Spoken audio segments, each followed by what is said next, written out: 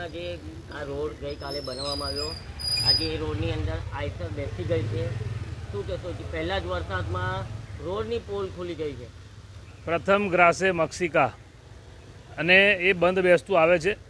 મોટી મોટી વાતો કરવાની, સ્માર્ટ સિટી બૂમો પાડવાની.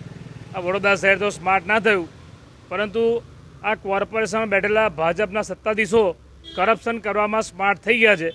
એનો આ જીવતો જાગતો નમૂનો છે. હજુ ગઈકાલે તો હજુ અહીંયા પેચવર્ક થયું છે અને રોડ બન્યો છે, અને આજે આ આખી આઈસરનું વાહન અંદર બેસી ગયું છે. તમે જુઓ કે આખું ટાયર જ અંદર બેસી ગયું છે. એટલે અહીંથી જે રાહદારીઓ જાય એમના જીવને પણ જોખમ કહેવાય, કારણ કે આખો રોડ જ અંદર બેસી ગયો છે.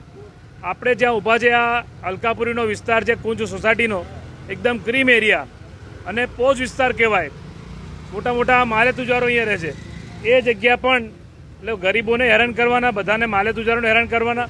બધા ટેક્સ ભરે છે, ટેક્સની સામે ફેસિલિટી તો આપતા નથી, અને ઉપરથી આમાં જે ભ્રષ્ટાચાર જીવતો જાગતો નમૂનો છે ભ્રષ્ટાચારનો. એટલે જે બૂમો પાડે છે વિકાસ નહીં, આ વડોદરાનો વિનાશ કરી નાખ્યો. ભારતીય જનતા પાર્ટીના સત્તાધીશોને શરમ આવી જોઈએ.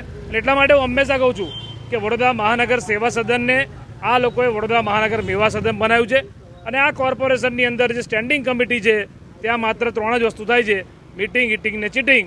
આ એનું ઉદાહરણ છે. રોડને લઈને કોર્પોરેશન દ્વારા અમુક જે ફાળવણી કરવામાં આવે છે રૂપિયાઓની, કોર્પોરેશનનું જે બજેટ આખા વર્ષનું હોય છે, આજે એ બજેટ એ પ્રજાના મહેનતના વેરાના રૂપિયાથી એ પ્રજા જે ટેક્સ ભરે છે ત્યારે આપણે બજેટ બહાર પાડીએ છીએ, અને એ બજેટથી વડોદરા શહેરમાં વિકાસના કામો કરવાના હોય છે. ત્યારે તમે જુઓ કે પ્રજાના વેરાના રૂપિયાનો વેડફાટ થઈ રહ્યો છે. એનો પણ આ જીવતો જાગતો નમૂનો છે કે હજુ તો વરસાદની શરૂઆત પણ થઈ નથી, એ પહેલાં જ આખો રોડ બેસી ગયો. એટલે આ વડોદરા શહેરમાં આ લોકોએ શું કામ કર્યું હશે એ બહુ મોટો પ્રશ્ન છે. કરોડો રૂપિયાના ખર્ચા કરવાના, ઓન પેપર બિલ બતાવી દેવાના, પરંતુ જ્યારે તમે સ્થળ પર આવો અને જુઓ તો આવા ખાડા જોવા મળે. માટે જ વડોદરાનું નામ ખાડોદરા પડી ગયું છે.